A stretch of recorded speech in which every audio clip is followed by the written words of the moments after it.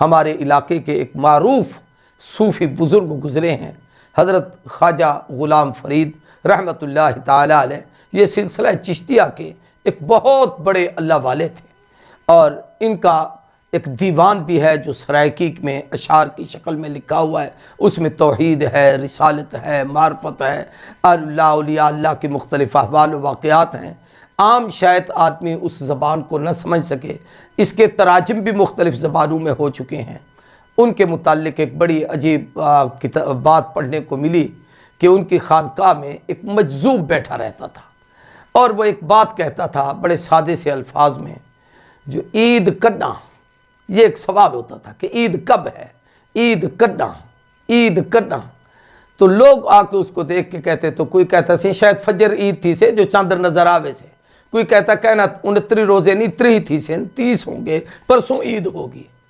تو حضرت خواجہ غلام فرید رحمۃ اللہ علیہ اس مجذوب کے پاس آ کے بیٹھے، تو اس نے جب کہا نا جو عید کڈنا یعنی عید کب، تو حضرت خواجہ صاحب نے فرمایا نحمدہ ونصلی علی رسولہ الکریم، اما بعد، اعوذ باللہ من الشیطان الرجیم، بسم اللہ الرحمن الرحیم، قد افلح من تزکا وذکر اسم ربہ فصلی، بل تؤثرون الحیاۃ الدنیا والآخرۃ خیر وابقی، ان ھذا لفی الصحف الاولی صحف ابراہیم وموسیٰ، صدق اللہ العظیم۔ انتہائی قابل قدر سامعین و ناظرین، السلام علیکم ورحمۃ اللہ وبرکاتہ۔ آج رات عید رات ہے، اور اسی کی مناسبت سے کچھ باتیں عرض کرنی ہیں، اور کچھ باتیں کل عید کے دن کے مسائل، فضائل، احکام اور اس کے شرعی لحاظ سے اس میں جو حکمتیں اور اس کا جو فلسفہ ہے، اس پر کچھ گفتگو اہم کرنی ہے۔ سب سے پہلی چیز تو یہ ہے کہ آج کی رات جب رمضان المبارک کا مہینہ ختم ہوگا، تو آنے والی رات یہ ماہ رمضان کی نہیں بلکہ یہ شوال المکرم کی پہلی رات ہوگی۔ اس رات کو عربی میں لیلۃ الجائزہ بھی کہا جاتا ہے کہ یہ انعام اور بدلے کی رات ہے۔ یہ لیلۃ الامتحان بھی ہے اور لیلۃ الانعام بھی ہے۔ جائزہ ایسے ہے کہ پورے مہینے کی نیکیوں کا صلہ اور بدلہ اللہ اس رات اپنے پیارے بندوں کو عطا کرتے ہیں۔ حدیث پاک میں آتا ہے کہ جناب جبرائیل علیہ السلام فرشتوں کی ایک بڑی جماعت لے کر کعبۃ اللہ میں آتے ہیں، اور وہ فرشتے روئے زمین پر پھیل جاتے ہیں۔ اس رات کو جو آدمی جو عبادت کرتا ہے، اس کی عبادت میں وہ شریک ہوتے ہیں، ان کی دعاؤں پر وہ آمین کہتے ہیں۔ عید کی رات کے متعلق نبی کریم صلی اللہ علیہ وآلہ وسلم کا فرمان ہے کہ جو شخص اس رات جاگا، اس نے عبادت کی، تو اللہ اس کے دل کو اس وقت زندہ رکھیں گے جس وقت لوگوں کے دل وحشت اور محشر کی ہولناکی کی وجہ سے خوف زدہ اور مردہ ہوں گے۔ اس وقت اللہ ان لوگوں کے دلوں کو زندہ رکھیں گے جو عید کی راتوں میں جاگے، خواہ وہ عید الفطر کی رات ہو یا عید الاضحیٰ کی رات ہو۔ یہ رات انعام کی رات ہے کہ اللہ تبارک و تعالیٰ اپنے بندوں پر انعام تقسیم کرتے ہیں، اور ساتھ ہی ہمارے امتحان کی رات بھی ہے کہ ایک طرف تو اللہ کی رحمت بندوں کی طرف متوجہ ہوتی ہے کہ رب ان کو کچھ دینا چاہتے ہیں، اور دوسری طرف اس رات شیطان آزاد ہوتا ہے۔ ہمارے ہاں شیاطین کے جتنے اعمال ہیں لوگوں میں پھیلانے کے، وہ اس رات کو شروع ہو جاتے ہیں۔ یعنی آپ یوں سمجھیے کہ چاند رات کو عام طور پر گانے بجانے، مختلف چینلوں پر عید کے حوالے سے مختلف پروگرام، اور ایسے بیہودہ اور ناجائز پروگرام جو قرآن و سنت کے خلاف ہیں، یہ عام ہوتے ہیں۔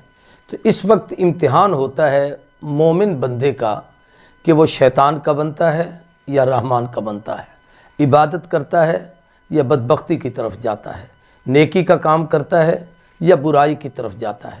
बहुत से लोगों को देखा गया कि पूरा अशरा एतकाफ़ बैठने वाले, लैलतुल क़द्र की रातों में जागने वाले, रात भर इबादत करने वाले, ईद की रात आती है तो बाज़ारों का रुख कर लेते हैं, मुख्तलिफ़ चीज़ों की ख़रीदारी के लिए चल पड़ते हैं।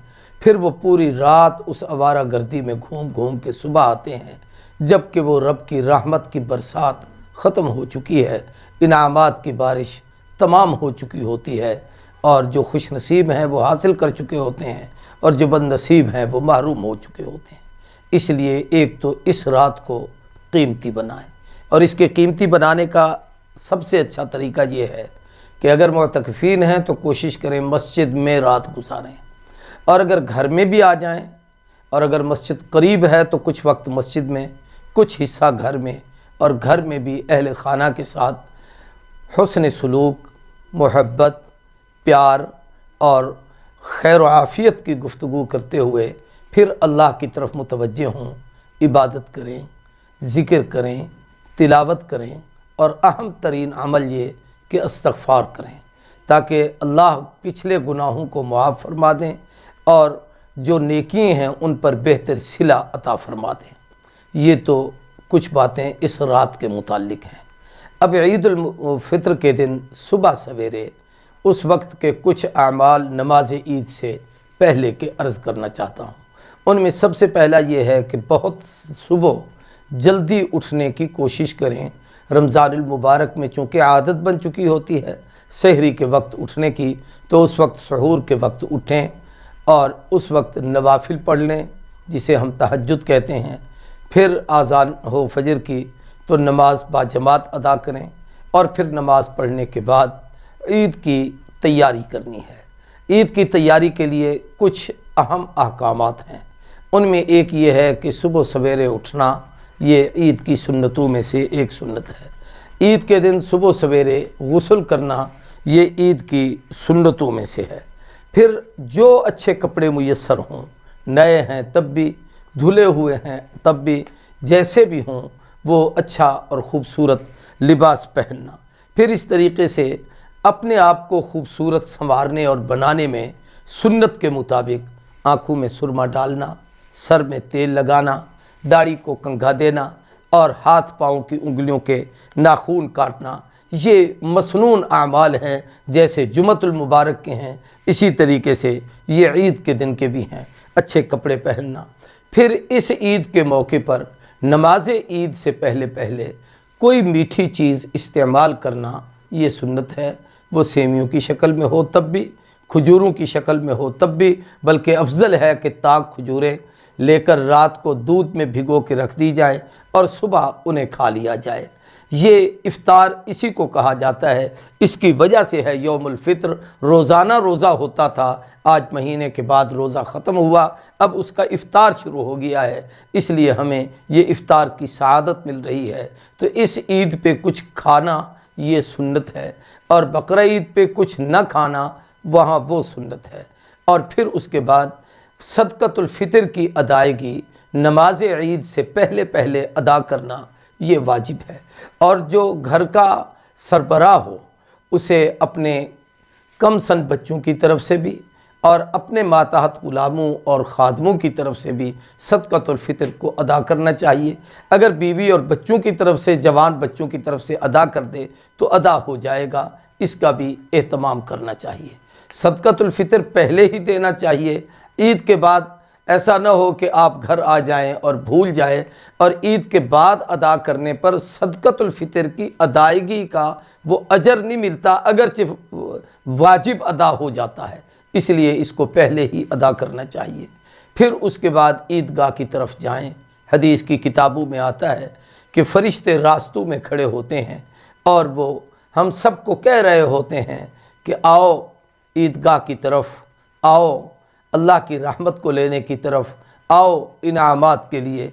तो हम सब लोग ईदगाह की तरफ जाते हैं, और ये जो खुशी खुशी जल्दी कदम उठाकर जा रहे होते हैं, हम नहीं जा रहे होते, फरिश्ते हमें लेके जा रहे होते हैं।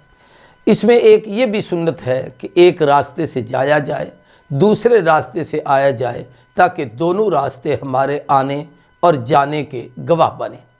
ان راستوں میں تکبیرات تشریق کہنا بھی سنت ہے۔ اللہ اکبر لا الہ الا اللہ واللہ اکبر وللہ الحمد، یہ وہ کلمات ہیں، ان کلموں کو کثرت سے ادا کریں۔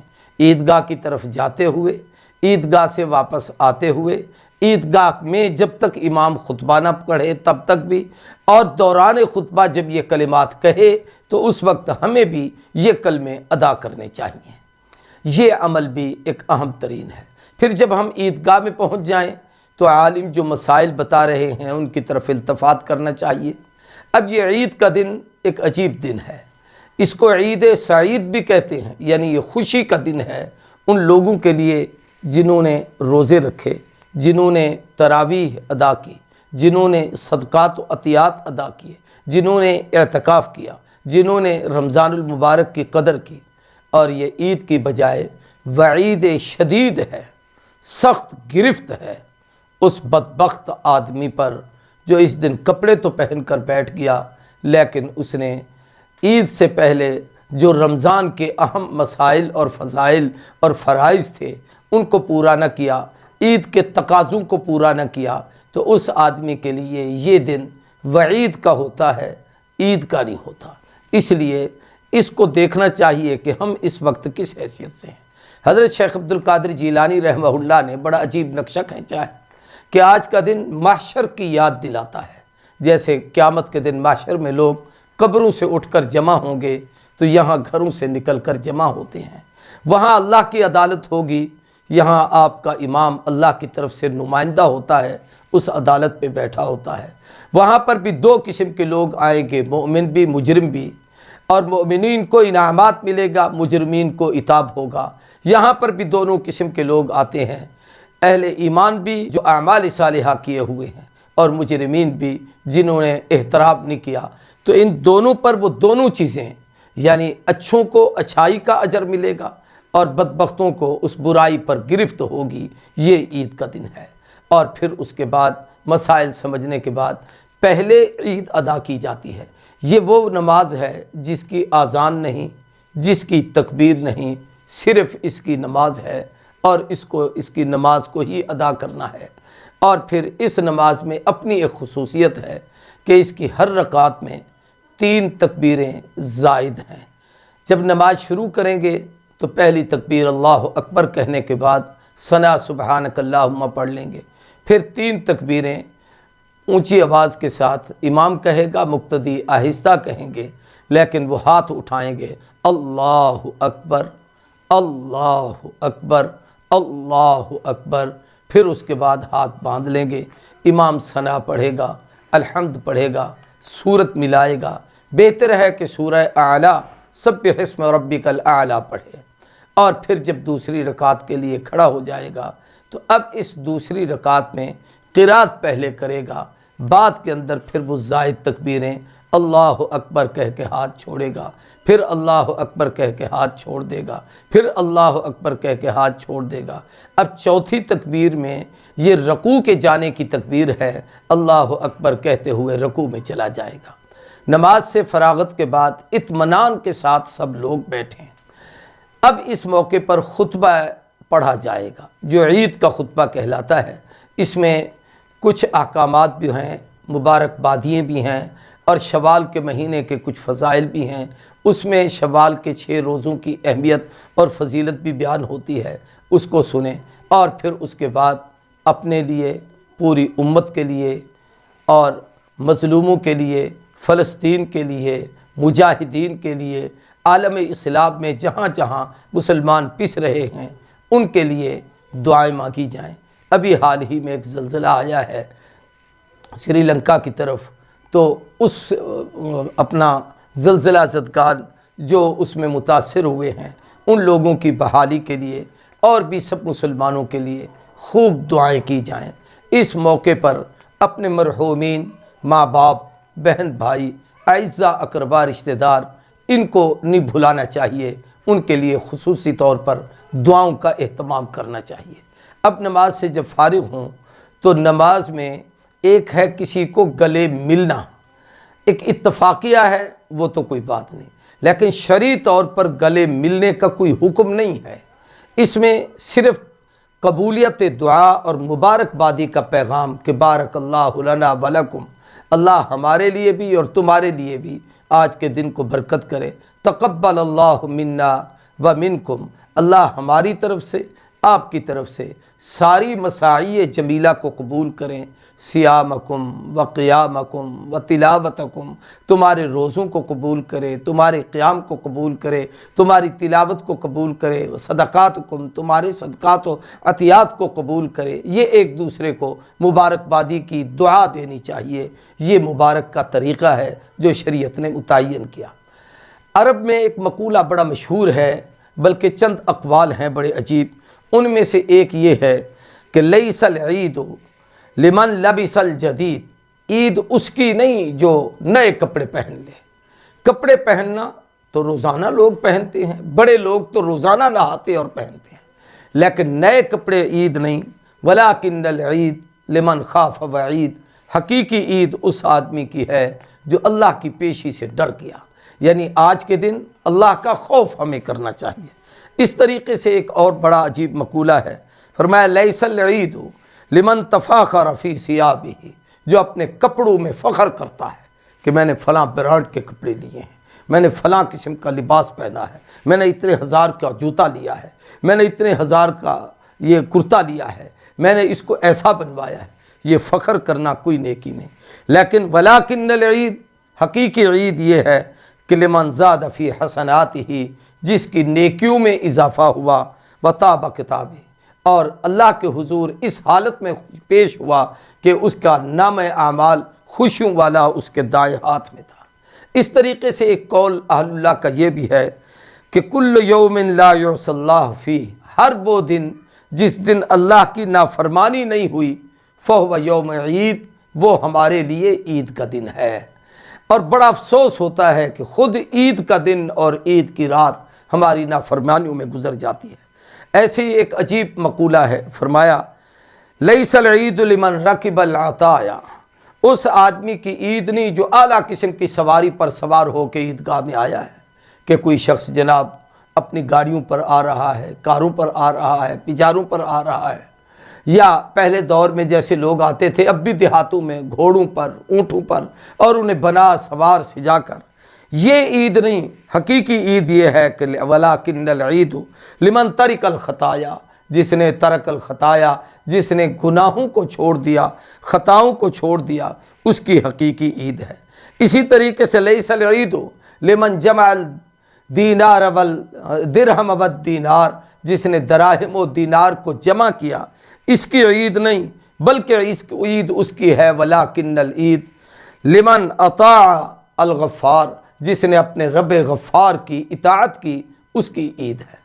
ہمارے علاقے کے ایک معروف صوفی بزرگ گزرے ہیں، حضرت خواجہ غلام فرید رحمۃ اللہ تعالی علیہ، یہ سلسلہ چشتیہ کے ایک بہت بڑے اللہ والے تھے، اور ان کا ایک دیوان بھی ہے جو سرائکی میں اشعار کی شکل میں لکھا ہوا ہے، اس میں توحید ہے، رسالت ہے، معرفت ہے، اللہ اولیاء اللہ کے مختلف احوال و واقعات ہیں۔ عام شاید آدمی اس زبان کو نہ سمجھ سکے، اس کے تراجم بھی مختلف زبانوں میں ہو چکے ہیں۔ ان کے متعلق ایک بڑی عجیب بات پڑھنے کو ملی کہ ان کی خانقاہ میں ایک مجذوب بیٹھا رہتا تھا، اور وہ ایک بات کہتا تھا بڑے سادے سے الفاظ میں، جو عید کڈنا، یہ ایک سوال ہوتا تھا کہ عید کب ہے، عید کڈنا، عید کڈنا۔ تو لوگ آ کے اس کو دیکھ کے کہتے، تو کوئی کہتا سی شاید فجر عید تھی سے جو چاندر نظر آوے سے، کوئی کہتا کہنا 29 روزے نہیں 30 تھی سے 30 ہوں گے، پرسوں عید ہوگی۔ تو حضرت خواجہ غلام فرید رحمۃ اللہ علیہ اس مجذوب کے پاس آ کے بیٹھے، تو اس نے جب کہا نا جو عید کڈنا یعنی عید کب، تو حضرت خواجہ صاحب نے فرمایا یار ملے جڈا، یعنی جب اپنے محبوب سے ملاقات ہو۔ اب اس محبوب سے، محبوب حقیقی اللہ کی ذات کی ملاقات ہے کہ پورا مہینہ ذکر، اذکار، تسبیح و تحلیل سب کچھ کیا ہے اس لیے کہ رب مل جائے، اور اس دن اللہ اپنی ملاقات کا اعزاز بخش دیتے ہیں ان لوگوں کو جو عید کے دن ان اعمال کے ساتھ عید کر کے آتا ہے۔ تو جب حضرت خواجہ صاحب نے فرمایا نا کہ یار ملے جنا، یعنی جب دوست ملے، تو اس نے فوراً کہا یار ملے کڈا، یعنی یار کب ملتا ہے؟ تو پھر حضرت خواجہ صاحب نے فرمایا میں مرے جڈا، یعنی جب اپنے آپ کو مار کے اپنے آپ کو اپنے مالک کے حوالے کر دو، تکبر ختم کر دو، غرور ختم کر دو، کبر ختم کر دو، بڑھائی ختم کر دو، اپنا آپ کو کچھ سمجھنا کہ میرا لباس، میرے کپڑے، میری وجاہت، میری شخصیت، میں کرنا چھوڑو گے تو رب ملے گا۔ رب من تواضع للہ رفعہ اللہ، من تکبر وضعہ اللہ، جس نے عاجزی کی اللہ کا قرب ملا، جس نے تکبر کیا ذلیل و رسوا ہوا۔ تو یہ عید کا خلاصہ ہے کہ عید کڈا یار ملے جڈا، یعنی جب رب کی ملاقات ہو۔ اور اللہ کب ملے گا؟ کہ اللہ یار ملے کڈا، رب کب ملے گا؟ فرمایا میں مرے جڈا، کہ جس وقت اپنی میں کو ختم کر دیں گے۔ اللہ تبارک و تعالی آج کی رات اور کل عید سعید کا دن ہمیں ان احکام اور اعمال کے ساتھ گزارنے کی توفیق عطا فرمائے۔ پوری امت کے لیے دعا فرمائیں گے، میں مریض ہوں میرے لیے بھی دعا فرمائیں گے۔ ہمارے ادارے کی مرکز تربیت المبلغین جامعہ امداد العلوم خانپور میں اس کی ترقی کے لیے، اور اس میں ایک عمارت تعمیر ہو رہی ہے بنات کے لیے، اس کا ایک بہت بڑا ہال ہے جو 70x30 کا ہے، اس کے چھت ڈالنی ہے، اس کے لیے بھی اس بابرکت موقع پہ دعاؤں میں یقیناً آپ کی دعائیں رنگ لائیں گی۔ اللہ ہمیں کامیابی سے ہمکنار کریں گے۔ وآخر دعوانا الحمدللہ رب العالمین۔